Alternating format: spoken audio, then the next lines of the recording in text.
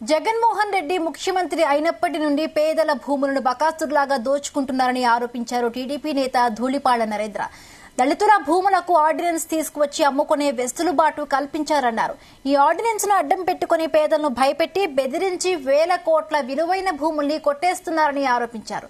స్థానిక ఎమ్మెల్యే కిలారి రోషయ్య 2540 కోట్ల ప్రజాధనం దోచుకున్నారని ఫైర్ అయ్యారు ధూళిపాళ్ల. అమ్ముకోవడానికి వీల్లేదనే చట్టాన్ని తీసుకొస్తే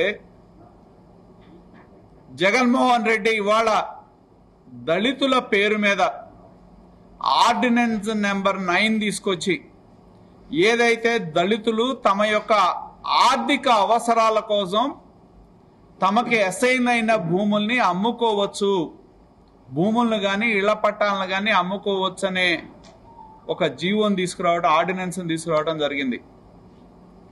దాని మీద కమిషనర్ ల్యాండ్ రెవెన్యూ ఆదేశాలు ఇచ్చినప్పుడు స్పష్టమైన ఆదేశాలు ఉన్నాయి. దానిలో వాళ్ళు ఎవరైతే అసైనీస్ ఎవరైతే ఉన్నారో వాళ్ళు ఆ భూమిలో ఉన్నారా లేదా, లేదా వాళ్ళకి వారసులంటూ ఉన్నారా లేదా, వారసులంటూ లేకపోతే ఆ భూమి తిరిగి ప్రభుత్వానికి వచ్చింది. అదే విధంగా ఎంత దుర్మార్గం అంటే ఈ ఆర్డినెన్స్ ని అడ్డం పెట్టుకుని సుప్రీంకోర్టు నియమ నిబంధనల ప్రకారం వాగులు, వంకలు, చెరువులు అసైన్ చేసే అధికారం ఎవరికి లేదు.